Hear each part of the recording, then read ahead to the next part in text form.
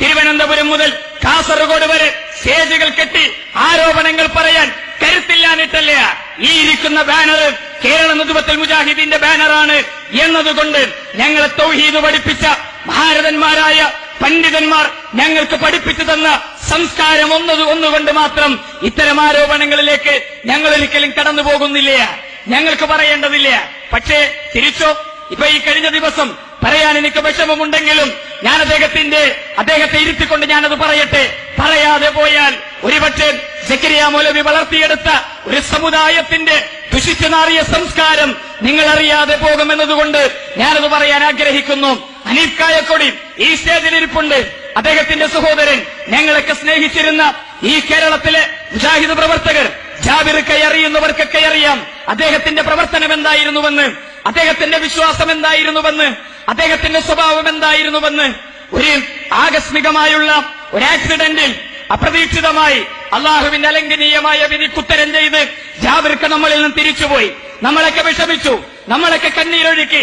തിരുവനന്തപുരത്ത് നിന്ന് ആ മയ്യത്ത് അവിടെ പോസ്റ്റ്മോർട്ടം നടത്തി വീട്ടിലേക്ക് എത്തിക്കുന്നതിന് മുമ്പ് കേരളത്തിൽ സക്കരിയ മൗലവി താങ്കൾ വളർത്തിയെടുത്ത സമുദായം ഉറഞ്ഞു തുള്ളിയത് ഞങ്ങളൊക്കെ കണ്ടതാണ്. സഹിച്ചിട്ടില്ല ഞങ്ങൾക്ക്. ഞങ്ങളുടെ മനസ്സുകൾ എത്രത്തോളം പതിയെന്ന് താങ്കൾക്കറിയുമോ? ഒരു ഉപ്പയുടെയും ഒരു സഹോദരന്റെയും കണ്ണുനീരിൽ കുതിർന്ന വാചകങ്ങൾ ഈ സമുദായം കേട്ടതും കണ്ടതുമാണ് എന്ന് താങ്കൾ ഓർക്കേണ്ടതുണ്ട്. അദ്ദേഹത്തിന്റെ മയ്യത്ത് ആ തിരുവനന്തപുരത്തുനിന്ന് ആംബുലൻസിൽ കയറ്റി ഈ കോഴിക്കോട്ടേക്ക് കൊണ്ടുവരുന്നതിന് മുമ്പ് ഹനീഫയുടെ ഫോണിലേക്ക് ഈ വയനാട് ജില്ലയിലെ കമ്പളക്കാട് എന്ന് പറയുന്ന പ്രദേശത്ത് നിന്ന് താങ്കളുടെ ഒരു അനുയായി, പേര് ഞാനിപ്പോൾ പറയുന്നില്ല, അദ്ദേഹം വിളിച്ചു. എന്നിട്ട് ഹനീഫ മൗലവിയോട് പറഞ്ഞതെന്താണ് നിങ്ങൾക്കറിയുമോ?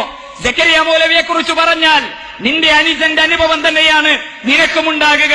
മയ്യത്ത് കബറിലേക്ക് വെക്കുന്നതിന് മുമ്പ് സ്വലാഹി താങ്കൾ പഠിപ്പിച്ച സമുദായത്തിന്റെ സംസ്കാരം തീർന്നെന്ന് നിങ്ങൾ വിചാരിക്കുന്നുണ്ടോ? ഇന്റർനെറ്റിൽ MICR എന്ന് പറയുന്ന ഒരു ക്ലാസ് റൂമുണ്ട്. ഞങ്ങളൊക്കെ സ്നേഹിച്ചിരുന്നു, ഞങ്ങൾ ഇഷ്ടപ്പെട്ടിരുന്നു. തൗഹീദിനു വേണ്ടി രാവും പകലുമില്ലാതെ ഉറക്കമൊഴിച്ച് പ്രവർത്തിച്ച ഒരു കൂട്ടം സഹോദരങ്ങളുടെ ആത്മാർത്ഥമായ പ്രവർത്തനങ്ങളെന്ന് ആവേശം കൊണ്ടിരുന്നു. പക്ഷേ ഞങ്ങൾ ലജ്ജിക്കുന്നു. അള്ളാഹുവിനെ സാക്ഷി നിർത്തി ഈ ശബ്ദം കേൾക്കുന്ന നൂറുകണക്കിന് ആളുകളോട് ആത്മാർത്ഥമായി ഞാൻ പറയട്ടെ, ഞങ്ങൾ വെറുക്കുന്നു. നിങ്ങൾ പറയുന്നത് തൗഹീദല്ല, നിങ്ങൾ പറയുന്നത് സുന്നത്തല്ല. താടി നീട്ടി നെരിയാണിക്ക് മുകളിൽ വസ്ത്രം ധരിക്കുന്ന ചില കുബുദ്ധികളുടെ, ചില വൃത്തികെട്ട നാവിന് സംസ്കാരമില്ലാത്ത ചില ആളുകളുടെ സംസ്കാരം നിങ്ങളൊന്ന് കേൾക്കേണ്ടതുണ്ട്. ഒരു സാമ്പിളിൽ മാത്രം അദ്ദേഹത്തിന്റെ പേര് പറയാൻ എന്റെ നാവ് ഞാൻ ഉപയോഗപ്പെടുത്തുന്നില്ല. ആ പറയുന്നവന്റെ പേര് പറഞ്ഞാൽ ഒരുപക്ഷെ എന്റെ നാവ് 7 വട്ടം എനിക്ക് കഴുകേണ്ടി വരുമോ എന്ന് സംശയിക്കുന്നത് കൊണ്ട് തന്നെ ഞാൻ അവന്റെ പേര് പറയുന്നില്ല. ആ പ്രസംഗം നിങ്ങളൊന്ന് കേട്ടോളൂ, അദ്ദേഹം സംസാരിക്കട്ടെ. വിശ്വാസപ്രകാരം ആ വിശ്വാസമുള്ളവരെല്ലാം മുശ്രിക്കാണ്. ആ വിശ്വാസമുള്ളവരെല്ലാവരും മുശ്രിക്കാണ്. ബഹുമാന്യനായ മരണപ്പെട്ടു പോയ ജാബിർ കായക്കൊടി ആ വിശ്വാസമുള്ള ആളായിരുന്നു. മുശ്രിക്കിന് വേണ്ടി മയ്യത്ത് നമസ്കരിക്കാവോന്ന് സഹപ്രവർത്തകനായ ഹനീഫ് കായക്കൊടിയോടൊന്ന് ചോദിക്കണം. എന്തിനാണ് മുശ്രിക്കിന് വേണ്ടി മയ്യത്ത് നിസ്കരിച്ചത്? ഇനി മയ്യത്ത് നിസ്കരിച്ചിട്ടില്ലെങ്കിൽ ഞാൻ ചോദിച്ചത് തിരിച്ചെടുക്കുന്നു. മയ്യത്ത് നമസ്കരിച്ച് കാണും, ആ മയ്യത്തിന് വേണ്ടി ജ്യേഷ്ഠൻ നമസ്കരിച്ച് കാണും എന്ന് തന്നെയാണ് എന്റെ വിശ്വാസം. അതുകൊണ്ടാണ് ഞാൻ ചോദിക്കുന്നത്, നിങ്ങളുടെ വിശ്വാസപ്രകാരം മുശ്രിക്കായ ജാബിർ കായക്കൊടിക്ക് വേണ്ടി മയ്യത്ത് നമസ്കരിക്കാമോ? നിഫാക്ക്, നമ്മുടെ ബഹുമാന്യനായ സക്കരിയ സലാഹി നിഫാക്ക് ചെയ്യുന്നു.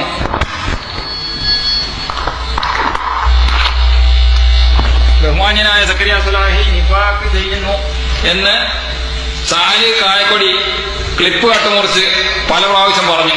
സാലിഹും മുശ്രിക്കിന് വേണ്ടി നിസ്കരിച്ചു എന്നാണ് ഞാൻ കരുതുന്നത്. എന്നിട്ട് ആരാണ് നിഫാക്ക് ചെയ്യുന്നത് എന്നൊക്കെ ഇനി ജനങ്ങളോട് പറയേണ്ടി വരും ഒരുപക്ഷെ. അല്ലെങ്കിൽ പിന്നെ ഇമെയിലൊക്കെ നിർത്തിയാൽ മതി. അതുപോലുള്ള ഇമെയിൽ സാലിഹിന് നിർത്തിയാലൊരു കുഴപ്പമില്ല.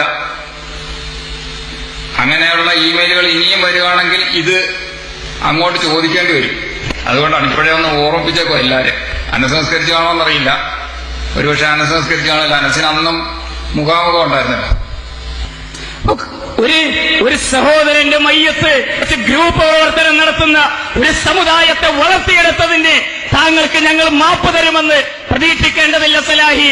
ഞങ്ങൾ താങ്കൾക്ക് മാപ്പ് തരുമെന്ന് പ്രതീക്ഷിക്കേണ്ടതില്ല.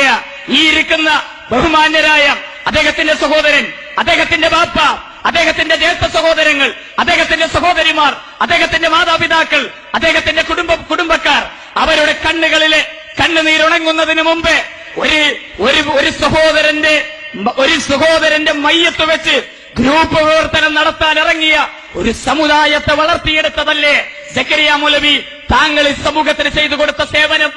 ഇത് പറയുമ്പോൾ കേൾക്കുന്ന ആ മലയാളം ക്ലാസ് റൂമിലെ അഡ്മിന്മാരുണ്ടായിരുന്നില്ലേ?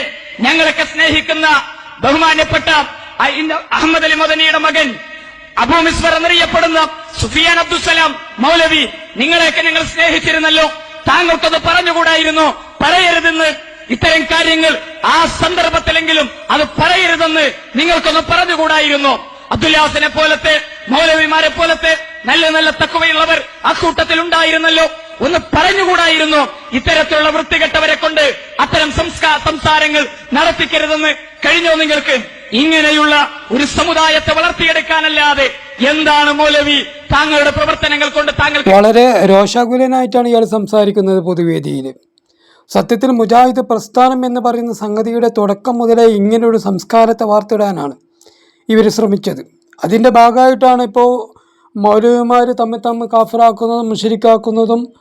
നേരത്തെ ഇത് സുന്നികൾക്കെതിരെയായിരുന്നു. ബഹുമാനപ്പെട്ട മർഹൂം EK ഹസൻ മുസ്ലിയാർ നവർ അള്ളാഹു മർക്കദ ബഹുമാനപ്പെട്ടവർ വഫാത്താകാൻ നേരത്ത് പോലും കെ ഉമർ മൗലവി കൊടുത്ത കുപ്രസിദ്ധമായ കത്തൊക്കെ നമുക്കറിയാവുന്നതാണ്. അപാലവൃതം വരുന്ന സുന്നി സമൂഹത്തെ നോക്കി മുശ്രിക്ക് എന്ന് പറഞ്ഞപ്പോൾ, കാഫിറ എന്ന് വിളിച്ചപ്പോൾ എത്രമാത്രം വിഷമമുണ്ടായിരിക്കും അവർക്ക് എന്നുള്ളത് നമുക്ക് മനസ്സിലാക്കാൻ കഴിയും.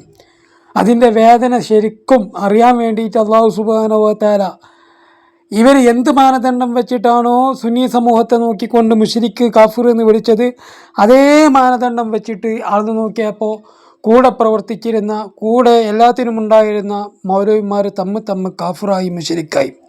അങ്ങനെ ഓരോരുത്തർ തമ്മിൽ പറയാൻ തുടങ്ങിയപ്പോഴാണ് ഒരാൾ മറ്റൊരാളെ മുശ്രിക്ക എന്ന് വിളിച്ചാൽ അല്ലെങ്കിൽ കാഫിറാണ് എന്ന് വിളിച്ചാൽ ഉണ്ടാകുന്ന വേദനയുടെ മനോവിഷമത്തിൻ്റെ ആയവും പരിപ്പും എനിക്ക് മനസ്സിലാകുന്നത്.